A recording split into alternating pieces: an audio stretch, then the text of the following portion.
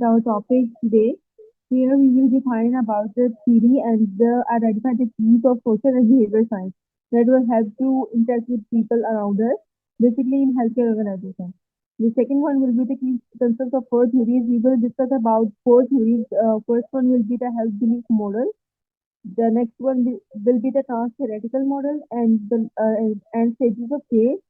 Third one will be the social cognitive theory, and the last one will be social ecological model.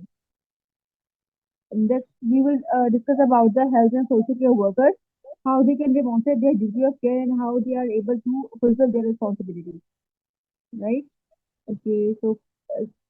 Coming towards introduction, the most successful public health programs and initiatives are based on understanding of health behaviors and the context in which they occur.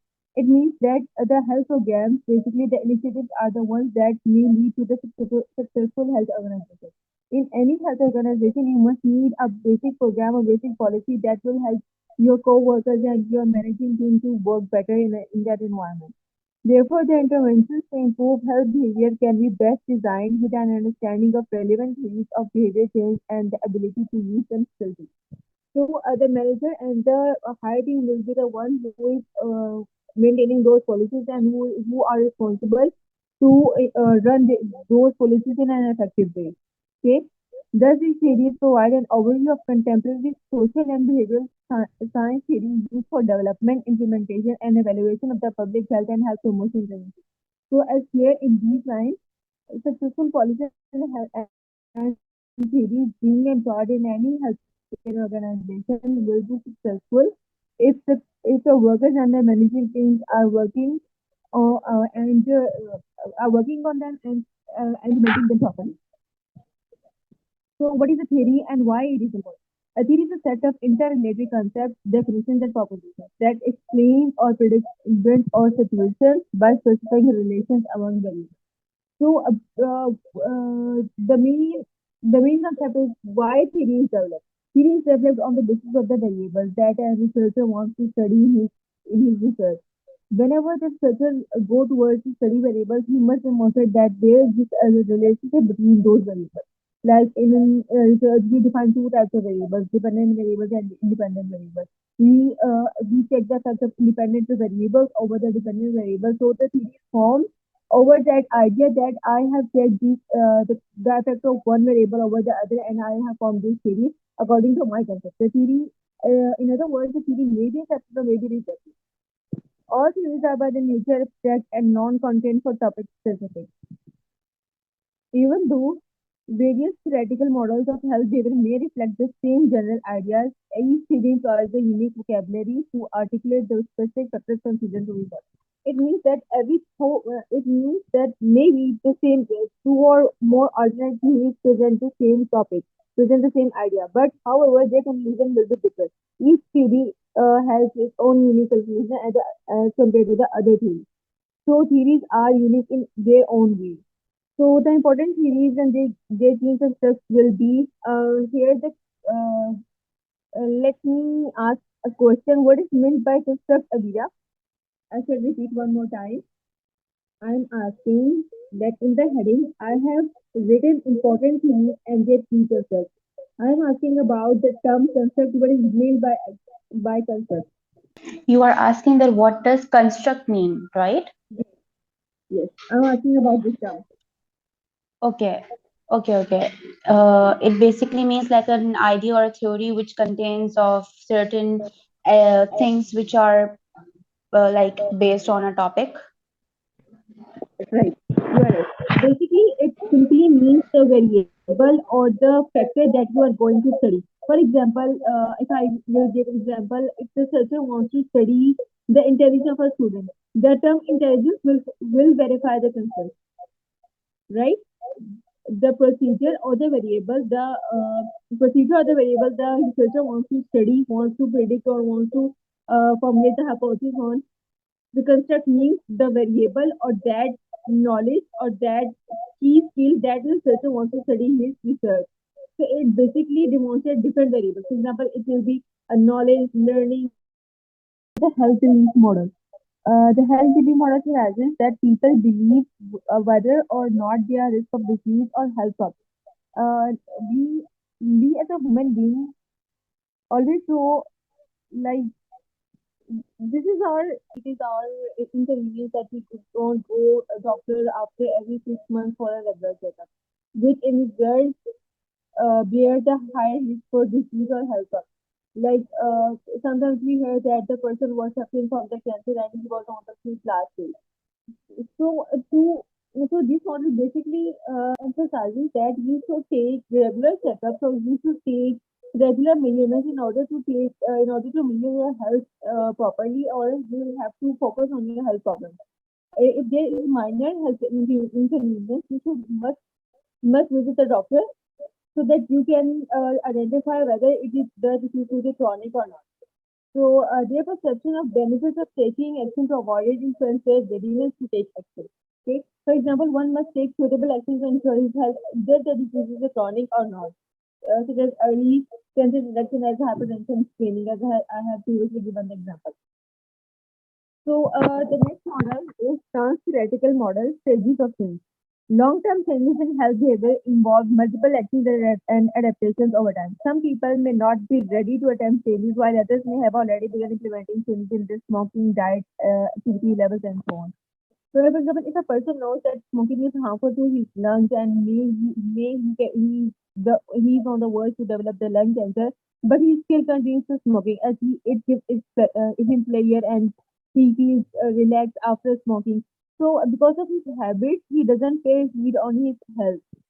So the concept of stage of change is the key element of sound strategy model. So the term stage of change is essential in order to develop the good health habits. You have to change those bad habits that is affecting your health in a bad way. So the transmedical model describes some of the stages of change you have to adopt in your daily life in order to get rid of any bad habits. So the notion of readiness to change or change of change has been examined in health behavior research and found useful in explaining and predicting changes for a variety of behaviors, including smoking, physical activity, and eating habits. Eating habits must also be controlled. If you eat a lot, you will become obese. If the wish you will encounter, you will face any other health issues also. So the stages of change are divided into five main steps. The first one is contemplation. The next is contemplation, preparation, action, and maintenance. The first step comes with the idea that you have to change something. You make up your mind that this is a bad habit and I have to get rid of it. So pre-contemplation means you realize you have to avoid harmful behavior, example smoking.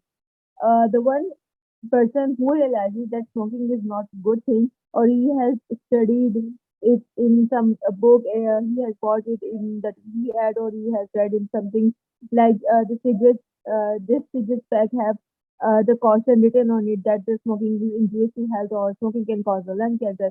So the idea of abandoning smoking pop up in his mind, and he has started to realize that smoking is something a uh, bad habit. So the next he will move towards contemplation, means you make a plan in your mind that how you will abandon this behavior.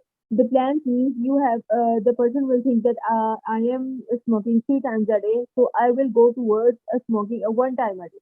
I will make this plan, so I will take smaller steps in order to get fully rid of this bad habit. The third is preparation, means you make a timetable that you have to avoid smoking after 2 meals of a day, and you can smoke after one meal either lunch or dinner. So you have started to act upon the idea that has popped in your mind. So you begin to smoke either one time a day or you have started smoking either after any meal. Action means to start working on your timetable until you get used to avoid smoking after all 3 meals.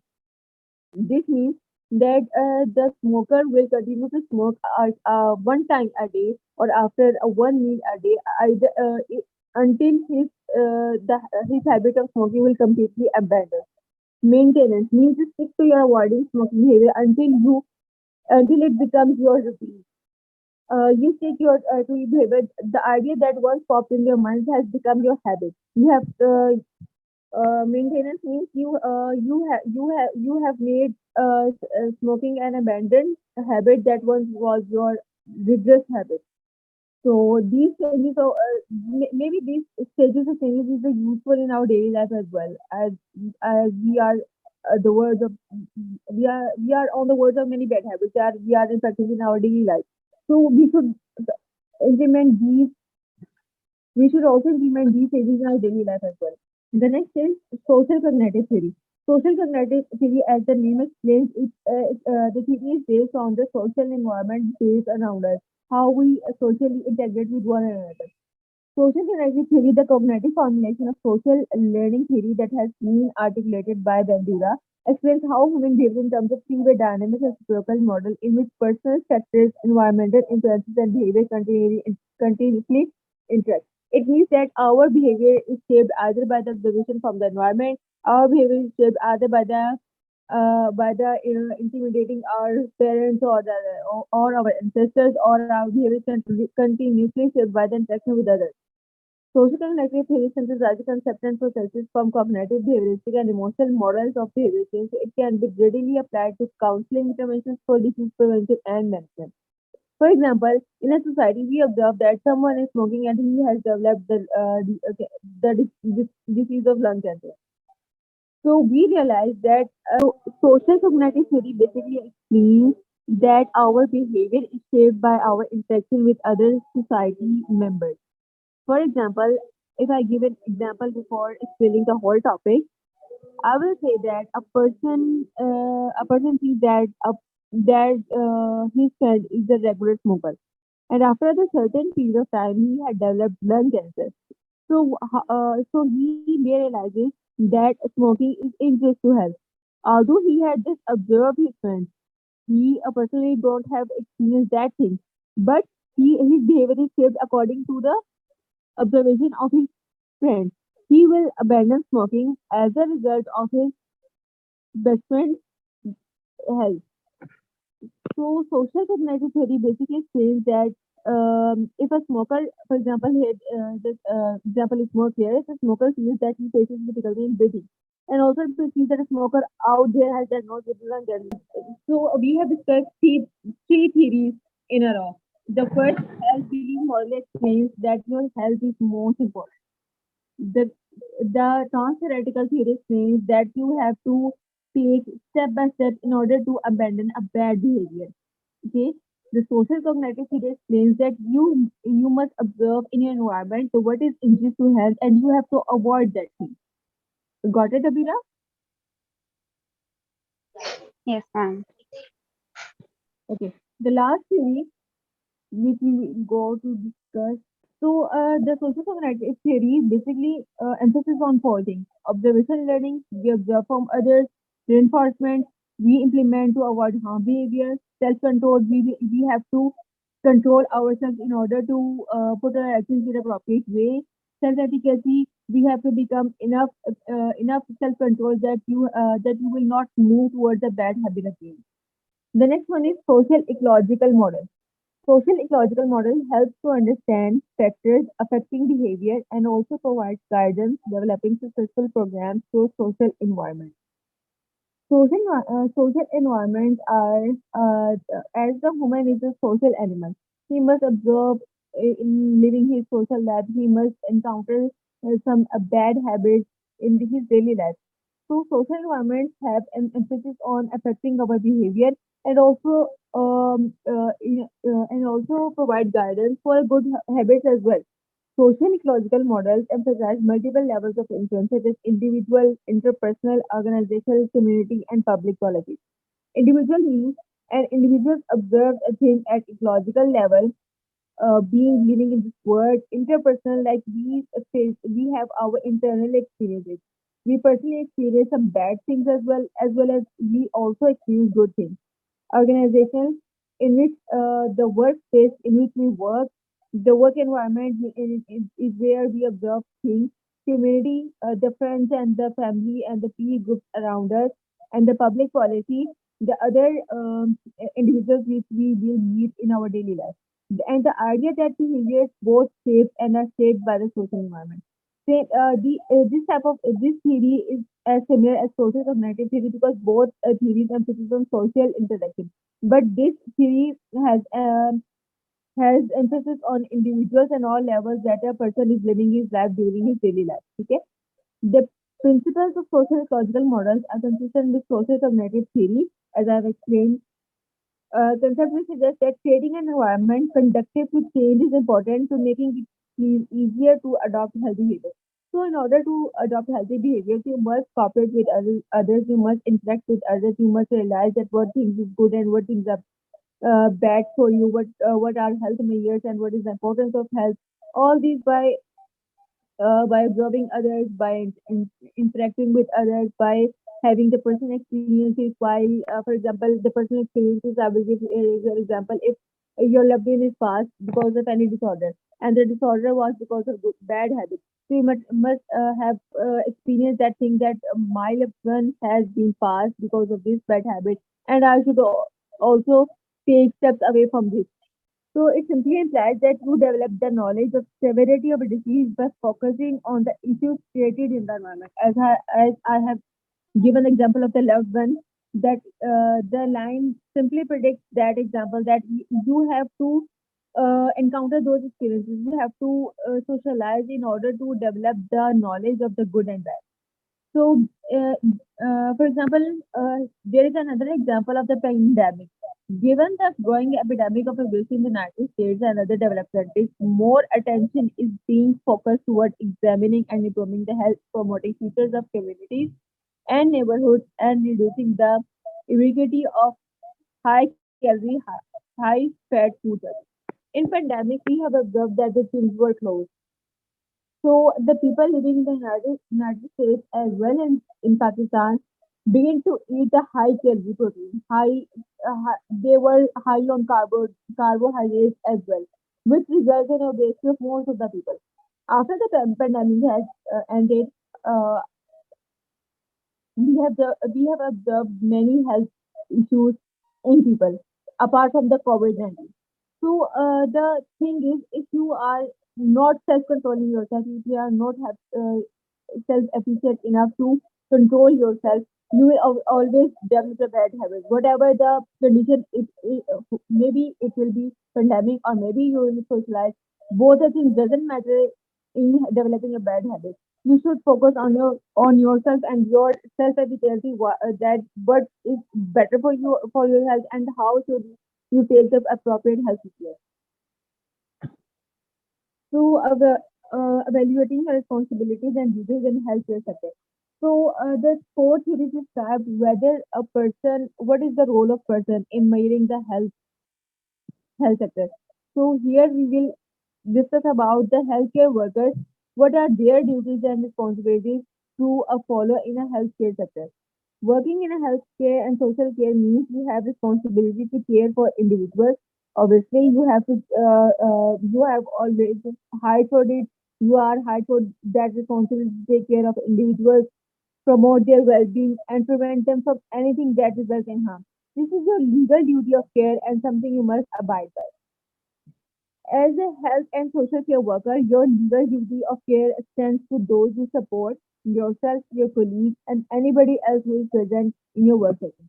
So, the thing is that if you are hired for a healthcare sector, doesn't mean you have to perform your duties on that environment. You have to perform your duties in daily life as well. You have to take care of your loved ones as same as you take care of your patients. For example, if you work in a care home, your duty of care is just as important towards maintenance workers and cleaners as it is towards the user. The next question is, how do health and social care workers demonstrate duty of care? That if, uh, if I am a healthcare worker, I am being hired by a company. How should I know that these are my responsibilities or these are my rules that I have to follow in any case? As a health and social care worker, your duty of care should be ingrained in all of your work and must be factored into everything you do. The care means you have to show care in everything you do. You have to show care to yourself, you have to show care to your colleagues, you have to show care to your patients as well. So, for example, if you are helping an individual to make a decision, you must bear in mind that your duty of care specifies that you need to support independence and the right to make their own choices as much as possible. For example, the healthcare taker is not given the right to take the decision of another person. Every person has the right to take his own decision. So you must help your the person you are helping, that you should guide him what is right and what is wrong. This is the thing you can do for him. This is the way you can help for him. But you are not allowed to take the decision of him. He is responsible for his own decision. Similarly, if I will give the example of sympathy and empathy in psychology, basically sympathy and empathy has its own significance. For example, in a healthcare environment,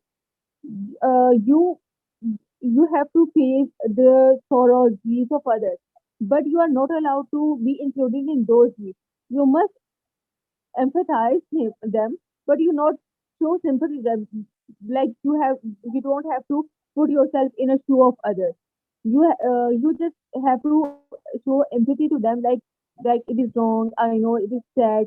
That's it. You don't have to feel emotional with them. You don't have to link yourself emotionally with your patient. So, some other ways that health and social care workers demonstrate duty of care as part of their work activities include.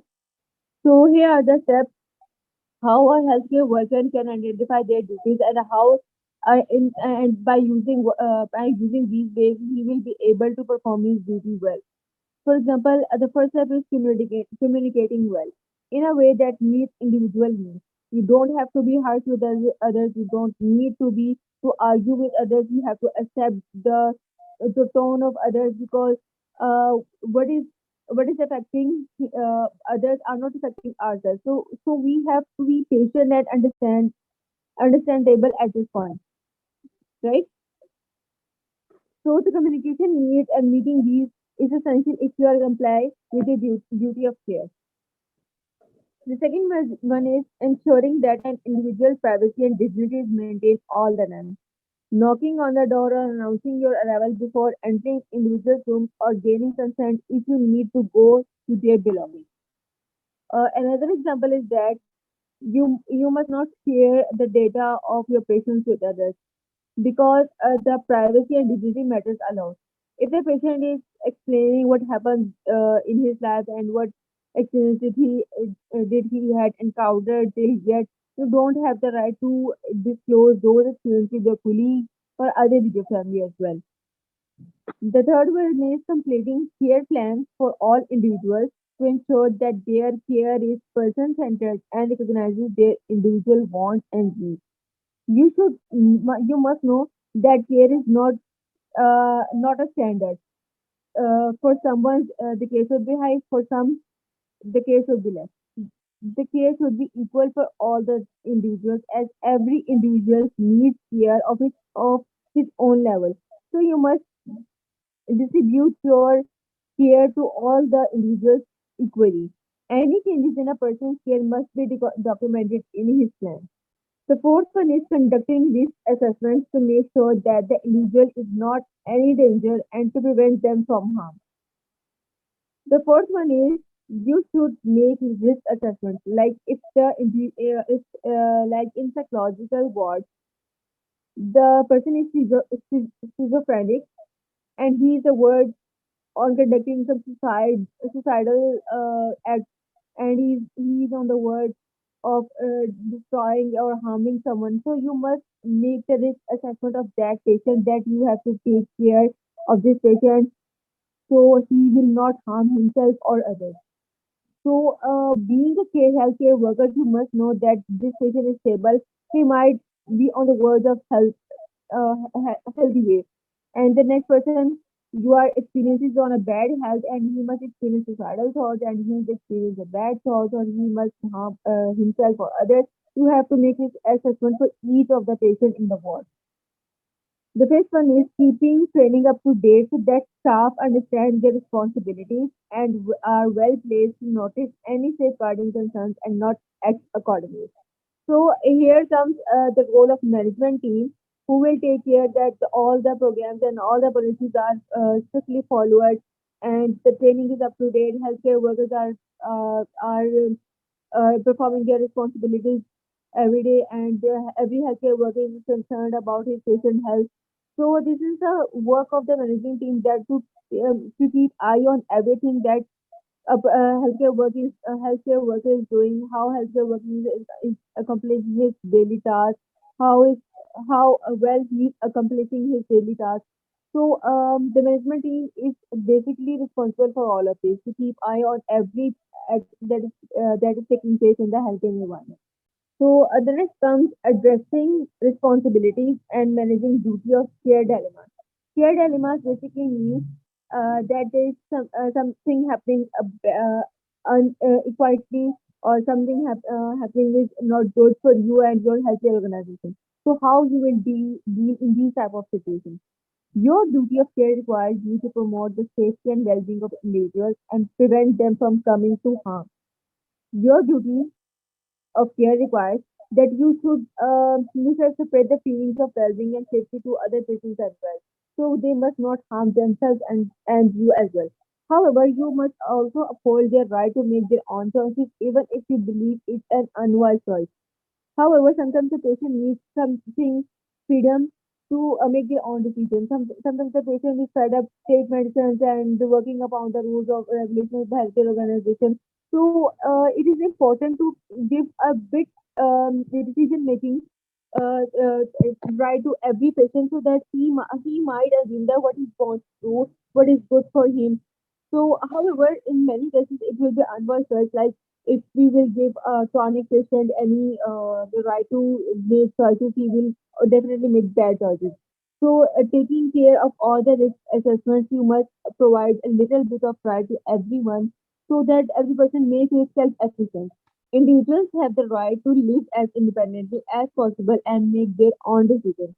If they are legally capable, they have the mental capacity, this must be supported and not taken away from them. As I have explained that a good patient, that a patient who is in a good health might have some right to make their own choices.